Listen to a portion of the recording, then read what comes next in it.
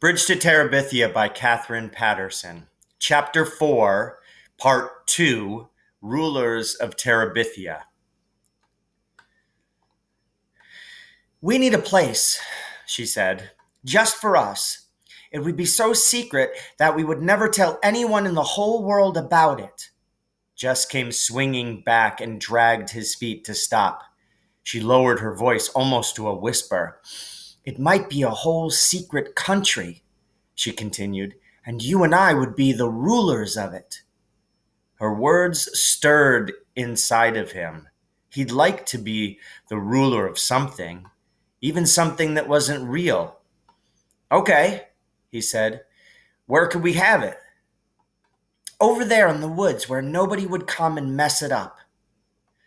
There were parts of the woods that Jess did not like, dark places where it was almost like being underwater, but he didn't say so. "I know," she was getting excited. "It could be a magic country like Narnia, and the only way you can get in is by swinging across on this enchanted rope." Her eyes were bright. She grabbed the rope. "Come on," she said. "Let's find a place to build our castle stronghold." They had gone only a few yards into the woods beyond the creek bed when Leslie stopped. "How about right here?" she asked. "Sure," Jess agreed quickly, relieved that there was no need to plunge deeper into the woods. He would take her there, of course, for he wasn't such a coward that he would mind a little exploring now and then farther in amongst the ever-darkening columns of the tall pines. But as a regular thing, as a permanent place, this was where he would choose to be. Here, where the dogwood and redbud played hide and seek between the oaks and evergreens, and the sun flung itself in golden streams through the trees to splash warmly at their feet. "Sure," he repeated himself, nodding vigorously. The underbrush was dry and would be easy to clear away. The ground was almost level. "This'll be a good place to build." Leslie named their secret land Terabithia, and she loaned Jess all of her books about Narnia so he would know how things went in a magic kingdom, how the animals and the trees must be protected, and how a ruler must behave. That was the hard part. When Leslie spoke, the words rolling out so regally, you knew she was a proper queen. He could hardly manage English, much less the poetic language of a king. But he could make stuff. They dragged boards and other materials down from the scrap heap by Miss Bessie's pasture and built their castle stronghold in the place they had found in the woods. Leslie filled a 3-pound coffee can with crackers and dried fruit, and a 1-pound can with strings and nails. They found 5 old Pepsi bottles, which they washed and filled with water in case, as Leslie said, of siege. Like God in the Bible, they looked at what they had made and found it very good. "You should draw a picture of Terabithia for us to hang in the castle," Leslie said. "I can't." How could he explain it in a way Leslie would understand? How he yearned to reach out and capture the quivering life about him, and how when he tried, it slipped past his fingertips, leaving a dry fossil upon the page. "I just can't get the poetry of the trees," he said. She nodded. "Don't worry," she said. "You will someday." He believed her, because there in the shadowy light of the stronghold, everything seemed possible. Between the two of them, they owned the world, and no enemy, Gary Fulcher, Wanda K. Moore, Janice Avery, Jess's own fears and insufficiencies, nor any of the foes whom Leslie imagined attacking Terabithia could ever really defeat them.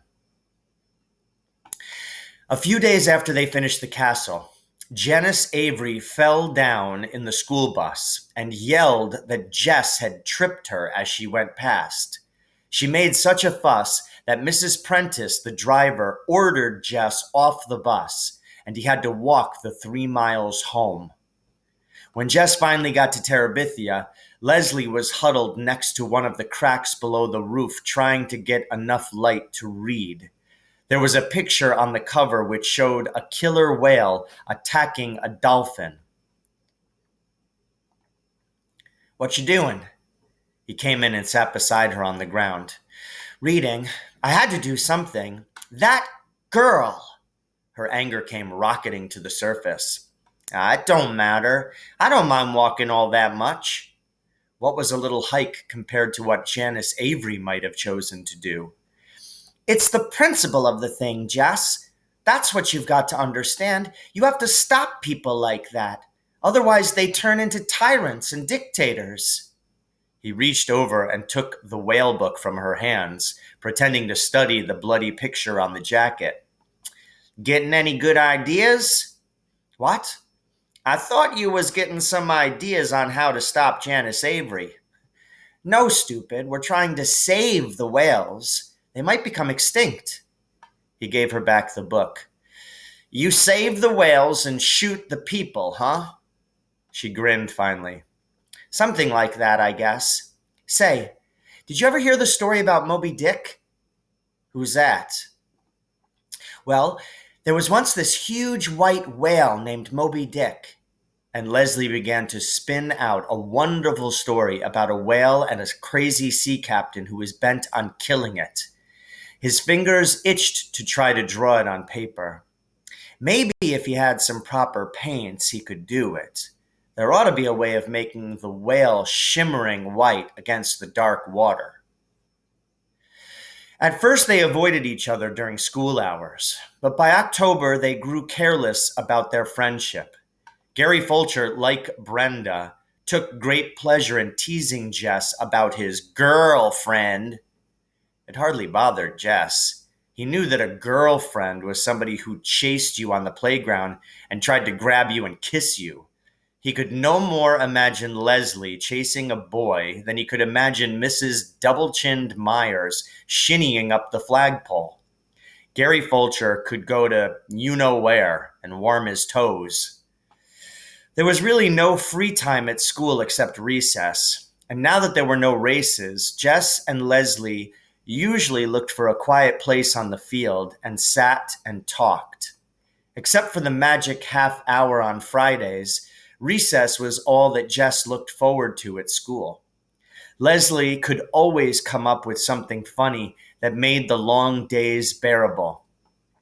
Often the joke was on Mrs. Myers. Leslie was one of those people who sat quietly at her desk, never whispering or daydreaming or chewing gum, doing beautiful schoolwork. And yet her brain was so full of mischief that if the teacher could have once seen through that mask of perfection, she would have thrown her out in horror. Jess could hardly keep a straight face in class, just trying to imagine what might be going on behind that angelic look of Leslie's. One whole morning, as Leslie had related it at recess, she had spent imagining Mrs. Myers on one of those fat farms down in Arizona. In her fantasy, Mrs. Myers was one of the foodaholics who would hide bits of candy bars in odd places up the hot water faucet, only to be found out and publicly humiliated before all the other fat ladies. That afternoon, Jess kept having visions of Mrs. Myers dressed only in a pink corset being weighed in. "You've been cheating again, Gussie," the tall, skinny directress was saying. Mrs. Myers was on the verge of tears. "Jessie Aarons?" The teacher's sharp voice punctured his daydream. He couldn't look Mrs. Myers straight in her pudgy face. He'd crack up. He set his sight on her uneven hemline. "Yes'm?" He was going to have to get coaching from Leslie. Mrs. Myers always caught him when his mind was on vacation, but she never seemed to suspect Leslie of not paying attention. He sneaked a glance up that way. Leslie was totally absorbed in her geography book, or so it would appear to anyone who didn't know. Terabithia was cold in November. They didn't dare build a fire in the castle, though sometimes they would build one outside and huddle around it. For a while, Leslie had been able to keep 2 sleeping bags in the stronghold, but around the 1st of December, her father noticed their absence and she had to take them back. Actually, Jess made her take them back. It was not that he was afraid of the Burkes exactly. Leslie's parents were young, with straight white teeth and lots of hair, both of them. Leslie called them Judy and Bill, which bothered Jess more than he wanted it to. It was none of his business what Leslie called her parents, but he just couldn't get used to it. Both of the Burkes were writers. Mrs. Burke wrote novels and, according to Leslie, was more famous than Mr. Burke, who wrote about politics. It was really something to see the shelf that had their books on it. Mrs. Burke was Judith Hancock on the cover, which threw you at first. But then if you looked on the back, there was her picture looking very young and serious. Mr. Burke was going back and forth to Washington to finish a book he was working on with someone else. But he had promised Leslie that after Christmas he would stay home and fix up the house and plant his garden and listen to music and read books out loud and write only in his spare time. They didn't look like Jess's idea of rich, but even he could tell that the jeans they wore had not come off the counter at Newberry's. There was no TV at the Burke's, but there were mountains of records and a stereo set that looked like something off Star Trek. And although their car was small and dusty, it was Italian and looked expensive too. They were always nice to Jess when he went over. But then they would suddenly begin talking about French politics or string quartets, which at first he thought was a square box made out of string, or how to save the Timberwolves or Redwoods or singing whales, and he was scared to open his mouth and show once and for all how dumb he was. He wasn't comfortable having Leslie at his house either. Joyce Ann would stare, her index finger pulling down her mouth and making her drool. Brenda and Ellie always managed some remark about girlfriend.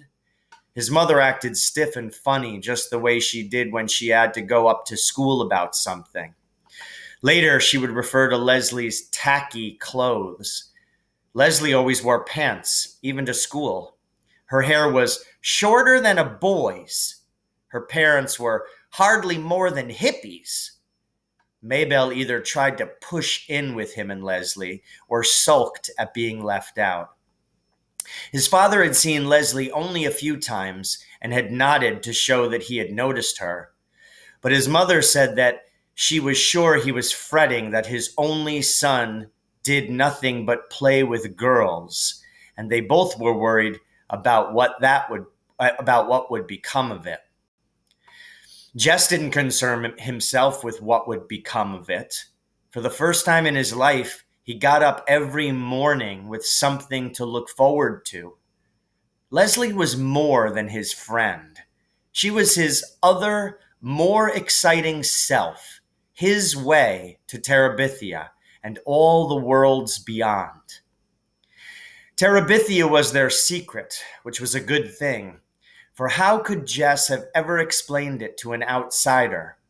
Just walking down the hill toward the woods made something warm and liquid steal through his body. The closer he came to the dry creek bed and the crabapple tree rope, the more he could feel the beating of his heart. He grabbed the end of the rope and swung out toward the other bank with a kind of wild exhilaration and landed gently on his feet, taller and stronger and wiser in that mysterious land. Leslie's favorite place, besides the castle stronghold, was the pine forest. There the trees grew so thick at the top that the sunshine was veiled. No low bush or grass could grow in that dim light, so the ground was carpeted with golden needles. I used to think this place was haunted. Jess had confessed to Leslie the first afternoon he had revved up his courage to bring her there. "Oh, but it is," she said. "But you don't have to be scared. It's not haunted with evil things." "How do you know?" "You can just feel it. Listen." At first, he heard only the stillness. It was the stillness that had always frightened him before. But this time, it was like the moment after Miss Edmonds finished a song, just after the chords hummed down to silence. Leslie was right.